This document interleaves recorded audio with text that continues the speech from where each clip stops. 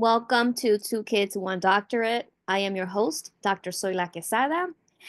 During this month, I am interviewing mothers who identify as single mothers and asking each of them the same 5 questions. The only thing that will differ is maybe some follow up questions that I'd have for each candidate. As well, what's unique about them is their stories and the answers to these questions. Today we have Doris Ramirez. She is a mom of one and she is in the field of project management. Welcome, Doris. I'm very excited to be. Thank you for having me. Thank you. So let's get right to it, Doris. Tell me, and can you share a pivotal moment in your journey as a single mother that shaped who you are today? Ooh, um, I guess a few come to mind, but I guess from personal experience, a pivotal moment was taking the leap of faith in relocating as a single mom living on the East Coast and having the support of my daughter's father with my daughter to then leaving very far away, a few states over to Texas, and knowing that I was going to take that jump completely on my own. That is something that has definitely um, shooken me and helped me prove to myself how strong and resilient I am, or my household is. But um, that comes to mind. And then, as a general on the single mothers topic, of course, it's the realizing that we're always waiting for the perfect moment, perfect timing, and being harsh on ourselves because it doesn't always work that way, and just giving us ourselves grace. Absolutely. Thank you. That was so special. The transitioning and the grace and knowing that we can do it all. And I do believe that being a single mom does test us for sure. What have been some of your biggest challenges and how have you learned to navigate those? Ah, so many challenges. That is definitely one thing, right? That we all come across. Absolutely. I want to say for those of you who know me, I'm a very emotional creature. So one of the biggest challenges for me has been fighting off sometimes the guilt, the pressure to be there for my loved ones. There's the constant, juggling of time, finances, making sure that my child feels supported and seen. I think that's very important for me because I feel like it's important that she feels safe, especially as a single mom in our household, it just being us. I've learned to navigate, these challenges by creating a structure that is a bit more realistic to the expectations in our home. I want to build a strong support system for her.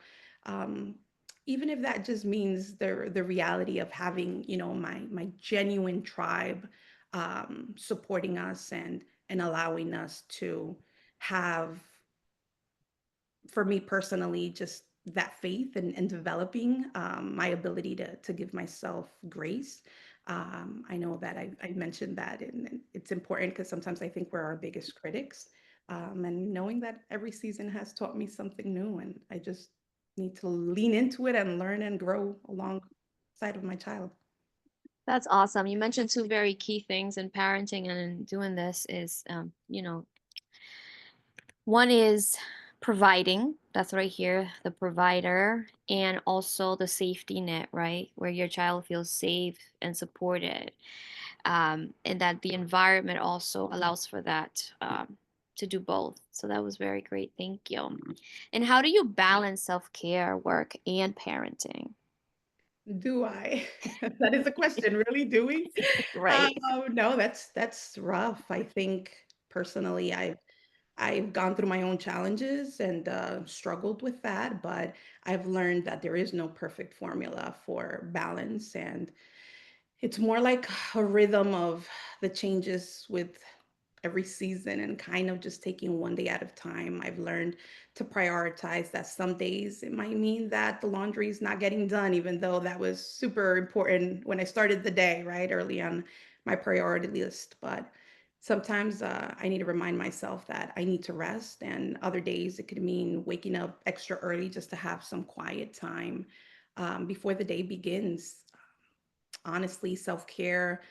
Um, personally, I don't think it needs to be fancy. I think that sometimes I just need a moment of stillness, a walk, my prayers, and then just saying no without guilt. I think too often or earlier on in my life, I struggled with saying no, and knowing that I've come to that comfortable place now is a big stretch for me. So I don't know if that answered your question. Oh, it did, Doris. And you used a beautiful word that I am going to coin and use, and that's rhythm, Mm. right? You didn't call it balance. You said rhythm. How it just sounds We did it so, at my home. We go with the flow. yes, it's like soothing, like una melodía, like we're just gonna go with it and it's gonna do what it's Work gonna out. do. Exactly. That's Yes, all. that Some days you're just like, you know what? It's hectic, it's crazy, but I like this song playing on my Alexa. So let's dance, baby. Come on, let's dance. Just yes. Oh my God, that's so precious. And now tell me what misconceptions you think people have about single motherhood and what would you like um to say to shift those narratives? oof. I guess maybe a common misconception is that single mothers are always struggling, or that we're broken, or that we're incapable of raising a well-rounded child or our children into successful children on their own. People often assume that we're defined by lack, maybe lack of support or lack of resources and stability. But the truth is that I feel that single mothers are often some of the most resilient and resourceful women. Um, and we're fiercely and loving. And I think that we have so much to offer. So if there is a misconception, I would like to maybe share that it would be important that instead of that pity look or thought, more of a respectful or a respect layer of it. So that. Absolutely. Yeah, we are accomplished humans and we're doing a lot, right? So I appreciate you bringing light to that, right? Not all of us are struggling. Some of us even became single mothers under different circumstances and probably already had a career and a job, and things might be different, like flowing different for us. Well, this one is a good one, and this is the one that I like to end with.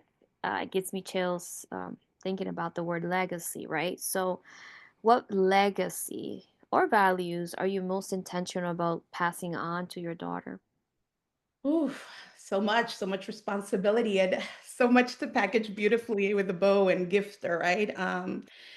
I want to say maybe being intentional for me and in my home, one of faith, integrity, uh, perseverance. I want my child to know that her identity is rooted in something greater than her circumstances, that she has love, that she is capable, and that we're all here called to live with a purpose. And I hope she finds her purpose one day, right? She's a little one, but they grow up. And for me, I would like to emphasize maybe the value of honesty, empathy, and just hard work. That's how I was raised, and I feel like that formula worked for me. So um, I'd like to teach her to lean into her faith during the challenges, because it's not always a pink world out there.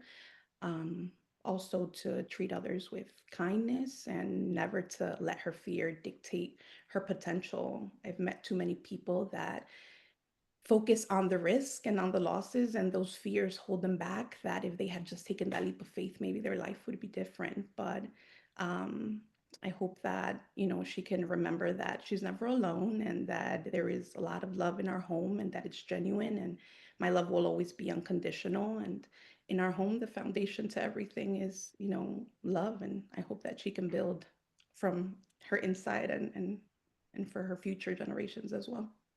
Oh my goodness, thank you. That's so good, and I need to take the transcript from that so I can leave that legacy or those legacies and values to my children as well. That was beautifully said. That comes, that's the end of our questions. Let me know if you have anything else to add or any parting words. Ah, what can I say to all the single mothers out there? I think that it's okay to give ourselves permission to not be perfect, to ask for help, and most importantly, to celebrate the small wins. Sometimes we have such big goals and we forget to celebrate the small pieces.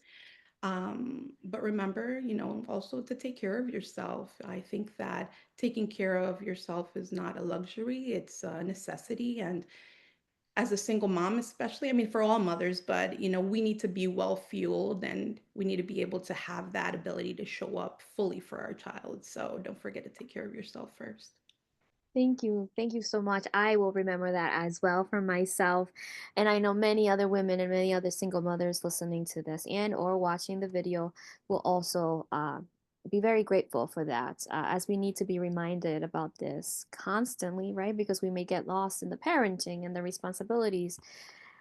Just even your tone, I feel more relaxed, like I feel like I'm just gonna go parent so much like just a chill mode right now. So I really do appreciate Love you it. sharing your wonderful, beautiful energy with us. And I will now uh well one say thank you and that hopefully we can see you here again, uh, so that you can continue to share more and maybe we can do more things where it's not a question, maybe it's a conversation. So thank you so much. Now everyone that is watching, this is Dr. Soyla Quesada. I am the host of Two Kids One Doctorate, and if you are listening to the podcast, you already know me. This is Soyla Quesada, and I am your host of Two Kids, One Doctorate. Thank you so much for listening.